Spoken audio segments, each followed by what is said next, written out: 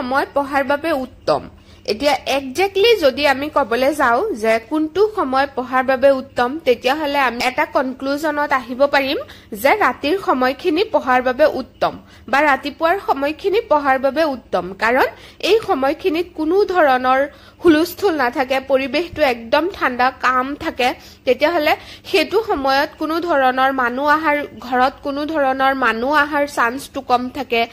ৰাতি সবে শুই যায় ঘৰৰ যি সকল আমাৰ ফ্যামিলি মেম্বাৰ আছে সবে শুই যায় তেওঁলোকেও আমাক ডিস্টাৰ্ব দিব নোৱাৰে এতিয়া ৰাতিৰ সময়খিনিত আমাৰ ওচৰত অনলি এটা প্ৰবলেমই থাকে হেতু হল চকুত টোপনি আৰু হাতত মোবাইল এই দুটা আমি এতিয়া কেনেকৈ আতৰাম এতিয়া চকুৰ টোপনিখিনিৰ কাৰণে তোমালোকে সোনকালে বহিব লাগিব বা সোনকালে শুই যাব লাগিব যেতিয়ালৈকে নেকি তোমালোকৰ টোপনি নধৰে বা টোপনি নাহে তেতিয়ালৈকে কিন্তু হাতৰ মোবাইলটো আতৰাব লাগিব এতিয়া হাতৰ মোবাইলটো আতৰাবলে কি কৰিবা হাতৰ মোবাইলটো আতৰাবলে হলে মোবাইলটো সাইলেন্ট কৰি থব লাগিব নটিফিকেশনখিনি অফ কৰি থব লাগিব আৰু মোবাইলটো পঢ়া টেবুলৰ পৰা অলপ দূৰত আতৰাই থব লাগিব যাতে কোনো পধ্যে তোমালোকৰ মোবাইলখনৰ ওপৰত চকু না যায় অলপ দূৰত থবা যাতে যোনখিনিৰ পৰা তুমি চোৱা তাৰ পৰা যাতে মোবাইলখন দেখা না যায় তেতিয়া তোমাৰ পঢ়ি ভাল লাগিব পঢ়া বেছি সোনকালে মনত থাকিব কাৰণ ডিস্ট্ৰাকশনটো তেতিয়া নাহিব আৰু যদি মই দিনৰ কথা কবলে যাও দিনত আমাৰ বহুত বেছি এটা প্ৰবলেম থাকে যেনেকৈ স্কুল থাকে মেইনলি আৰু স্কুল বন্ধ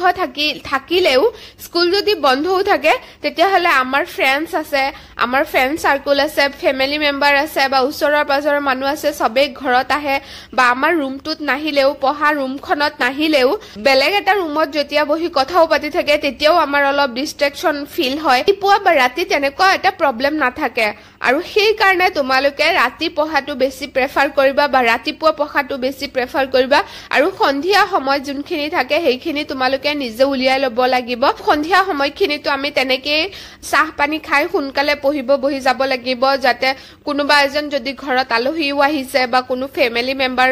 হতে বহি কথাও পাতি আছে সেইবিলাকত যাতে আমি মন নিদিও তেনেকৈ এটা আমাৰ মনত এটা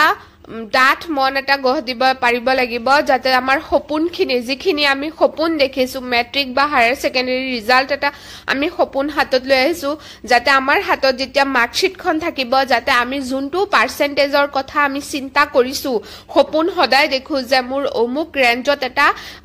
হেৰি আহিব পাৰ্সেন্টেজ আহিব হেতু যাতে হাতত থাকে হেতু সপোন যদি তোমালোকে দেখিছা তেতিয়া হলে তোমালোকক কোনেও ৰখাব নোৱাৰিব জীৱনতো ৰখাব নোৱাৰিব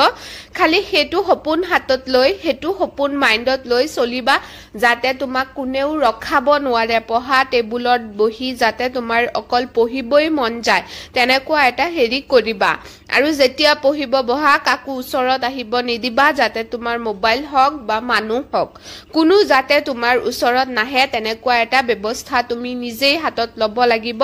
কাৰণ সপোন তোমাৰ আৰু দিঠক কৰিব হলে তুমিয়ে কষ্ট কৰিব লাগিব কোনেও নকৰে সো